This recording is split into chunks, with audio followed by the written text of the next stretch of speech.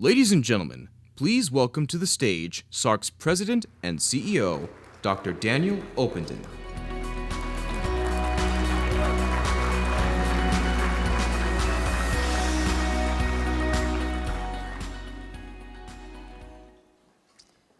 Throughout my 17 years at SARRC, I've given a lot of tours, but none quite like this one. Chris, who oversees a foundation in California, and his adult autistic daughter, Brooke, were in town and asked for a tour of SARRC. I told them about SARRC's research, introduced them to Jumpstart, and walked them through our community school. And I shared videos of the success we've had helping autistic adults become competitively employed on their path to living independently. Brooke, now 27 years old, but undiagnosed until age 9, was both enthusiastic and complimentary, primarily because she sees the value of SARRC services that she never had the opportunity to receive. After she thanked me for the tour, Brooke looked over at her dad, who was overcome with emotion and couldn't speak. Brooke reached out for her father's hand and said, "It's okay, Dad. I love you." And then, with tears in his eyes, Chris finally began to talk. It's not too often that we get to see the real impact of our foundation's funding, and it is so abundantly clear that SARRC is making a real difference in the lives of these families. And then Chris looked me right in the eye and said, "We're proud to be on the team." Something about the way that Chris said team really stuck with me. He and Brooke are not SARRC employees nor members of our board of directors. We've never provided any services for Brooke. They don't even live in Arizona. And yet they feel connected to our mission and are proud partners in our impact. They are on the SARRC team. And you know who else is on the SARRC team? All of you, our inclusive, supportive community. Some of you have a personal connection to autism, but actually most of you here this morning do not. And yet all of you helped us build a community that led PBS NewsHour to acknowledge Phoenix as the most autism-friendly city in the world.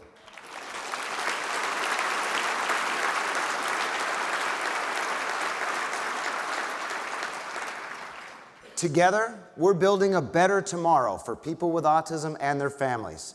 That's why SARRC's 2030 goal is to become a statewide organization that puts effective services within reach of every Arizonan. Here are 4 initiatives we're undertaking to do so, and the team will need to achieve them. First, SARRC will expand from 4 to 9 campuses across the state, with new locations in the East and West Valley, North Phoenix, Flagstaff, and Tucson. Each new campus will be anchored by an inclusive SARRC community school, which enrolls just as many typically developing students as it does those with autism. And here's why that is truly unique. Those children without autism are on the SARRC team, helping us build community from the ground up. As we scale our preschools then, we'll increase the number of typically developing students who know how to interact with children with autism, who then become typical adolescents, who know how to include teens with autism, who then grow up to become men and women who know how to work and live alongside adults with autism. That's why we're excited to share that next January, we'll be engaging the East Valley to join the SARRC team as SARRC opens its 5th location, the Catherine G. Bosco campus in East Mesa.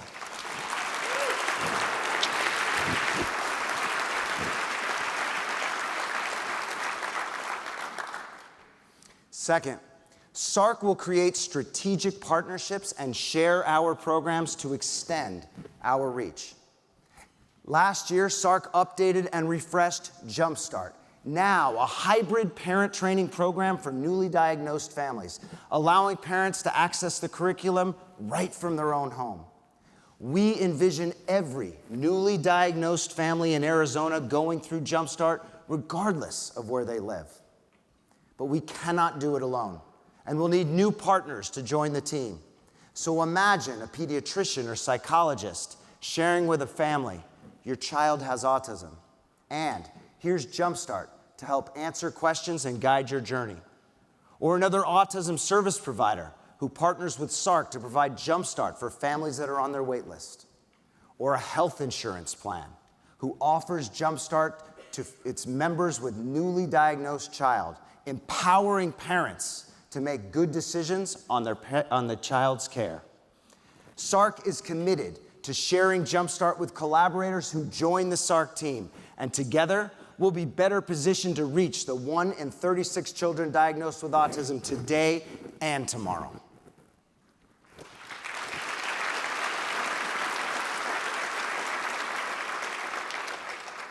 Third, SARRC will continue to be a leader in innovating adult services. Nearly 9 years ago, SARRC partnered with our sister nonprofit, First Place, to create a 2-year transition academy that teaches autistic adults how to live independently.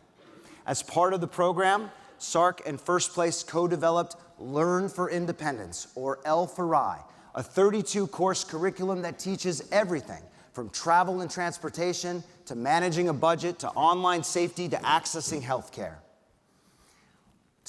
First Place and SARRC have done that together, and yet 50,000 children with autism transition to adulthood every single year, and not all of them can enroll in the Transition Academy.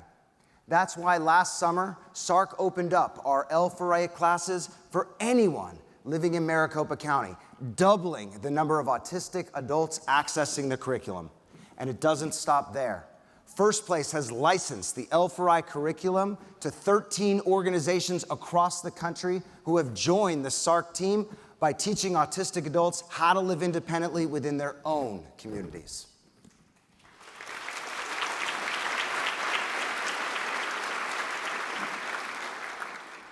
And fourth, like you saw at the Phoenix Theater, SARRC will build a robust network of inclusive community partners. About 6 years ago, Shreyas Halur, a high school student from Basis, joined the SARRC team as a peer mentor in Community Works, our pre-employment program for teens. Shreyas observed that several autistic teens had a propensity for STEM careers, yet had limited opportunities for learning outside of the classroom. Therefore, our research team worked together with Shreyas to write a $1 million grant that was funded by the prestigious National Science Foundation to train museum educators how to integrate and include individuals with autism. Based on the success of the project, the Arizona Science Center, IDEA Museum, Arizona Museum of Natural History, and the Pueblo Grande Museum all got on the SARRC team. And based on the project's success, the NSF in December awarded another $2.2 million to further refine and test the model on a broader scale.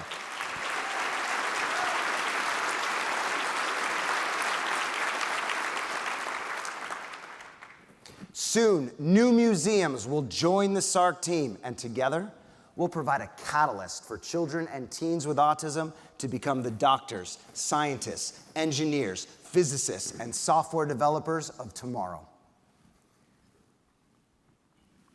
In order for SARRC to achieve our 2030 goal, we'll need all of you on the SARRC team. And you're already on your way, considering how early you all got up this morning just to learn about autism. But curious how else you can join the SARRC team? Help us build community early on by enrolling your child without autism into one of our inclusive community schools. Encourage your typically developing teen who might need community service hours to volunteer as a peer mentor in Community Works. Join our growing list of employment partners and commit to hiring someone with autism. And thanks to the leadership of Senator Flavio Bravo, later this year you can drive support for autism by adding one of our new autism specialty license plates to your car, designed by local autistic artist Joe Bradley.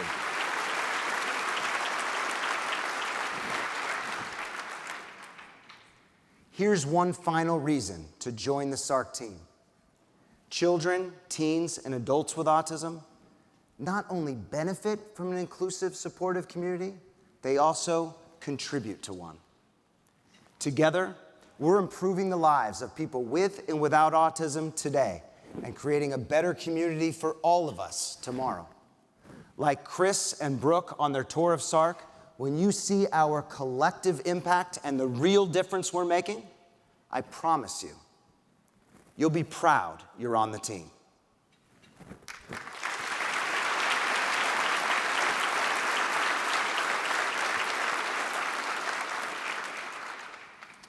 The SARRC team not only includes those who support autism, but also those who have autism. That's why SARRC has a long-standing tradition of hearing from people on the spectrum. Our next speaker is an amazing young man who works as a provider for a 13-year-old with autism, and he has autism. Please join me in welcoming to the stage Joseph SARRC.